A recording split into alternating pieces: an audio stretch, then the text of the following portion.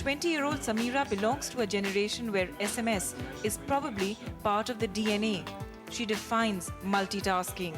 She does every other activity while SMSing simultaneously and continuously.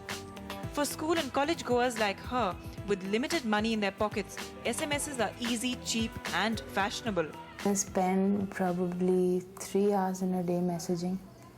3 hours isn't all that much. Of course it is. 3 hours is a lot. I mean, at the speed that I type, that I probably send 100 messages a day. Keep calling each and every person, especially when you're someone who has a lot of friends around. Can you imagine life without the SMS?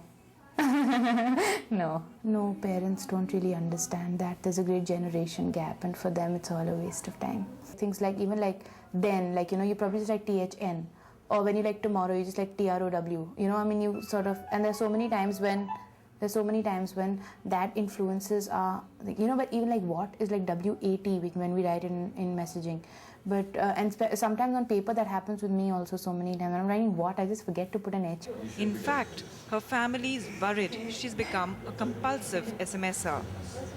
And what about her typing speed? She is amazing at it. It's like she can win a World Cup. Do you get irritated at times with Samira's SMS? Especially when we are for lunch, yes. During meals, that's the most irritating part. And probably they just consider it part of their life, an extended part of their life.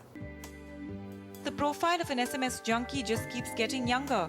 8-year-old Isabel, a British schoolgirl, had to go to the doctors after her massive texting habit started to seriously hurt her hands. Doctors reckon this is something called the repetitive strain injury, and Isabel has now been limited to just 30 minutes of texting a day. But it hasn't necessarily divided generations. Often it's helped bridge the generation gap. Kishi and Neena Singh learnt how to get over their fear of technology and using the SMS when their daughter Malvika went away to Canada to study. I can send a message to my daughter for almost nothing. And sometimes we do it twice a day. She has ordinary business like my passport is expiring. What do I do? It could be something very urgent for her mother. What is the recipe of your chocolate cake? Not just maternal or paternal, SMSs seem to cater to all kinds of love, whether it's a flirtation or a seduction. SMSs have also taken on the role of Cupid to real-life Romeo and Juliets. And I love SMSing you, honey. SMS helped me out that way. It proved very convenient because I didn't have enough guts to call her. I couldn't call her because I was nervous. I was nervous about meeting her. I was nervous about, meeting together because I did have a crush on her. Our starting stages of meeting, of saying how we feel about each other. If I forgot something that I couldn't express to him face to face, the SMS was the best tool to say it up front. So it really helped us to communicate a lot. And new technology has learned to adapt to our conservative traditions very well.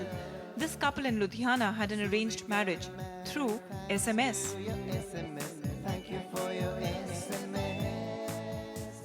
It's becoming a habit. In fact, studies suggest that the amount we use our thumb on the keypad of our cell phone may just slowly be increasing the length of our thumb. So hundreds of years later, evolution might well lead to humans with extended thumbs. Gym में सभी लोग आकर के सभी body parts की exercise पूछते हैं, लेकिन हाथों की एक्सरसाइज कोई नहीं पूछता. उनका कहना है कि हाथों की एक्सरसाइज मोबाइल फोन पर SMS करके हो जाती है. When Rahul had to announce the arrival of Chota Rahul to the world in the middle of the night, he used the SMS. When Channi wanted to invite people for the last prayers of his 106-year-old father and a life well lived, he SMS'd. While festivals were earlier occasions to visit friends and family, distance and preoccupations took their toll, resulting in the genesis of the greeting card phenomenon. Now, the mobile generation believes in greeting most electronically, sending SMSs. Diwali, Holi, Dussehra, Janmashtami, Pongal, Ramzan, Eid, New Year's, Christmas are the times when cell phone networks are heavily clogged. An estimated 125 million messages were sent for the last New Year in Britain, just after midnight, according to the Mobile Data Association. There are SMSs for every season and every time of the day.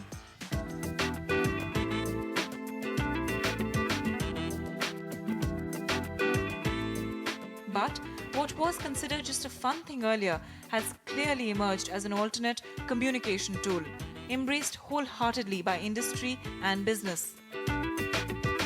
But an SMS is almost like a condition for employment kind of a thing. What is even more remarkable is the way SMSs have managed to get the approval and blessings of every religion. Now I don't have to go to Mumbai to pray at the Siddhi Vinayak temple. I can do it right here standing in Chandigarh. All I have to do is type 707 on my cell phone.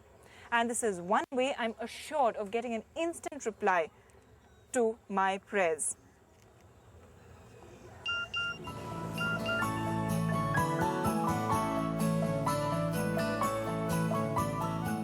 And if you lived in Calcutta, you could get a quicker darshan at the pandal of your choice during Durga Puja if you subscribe to a particular SMS service on a particular network.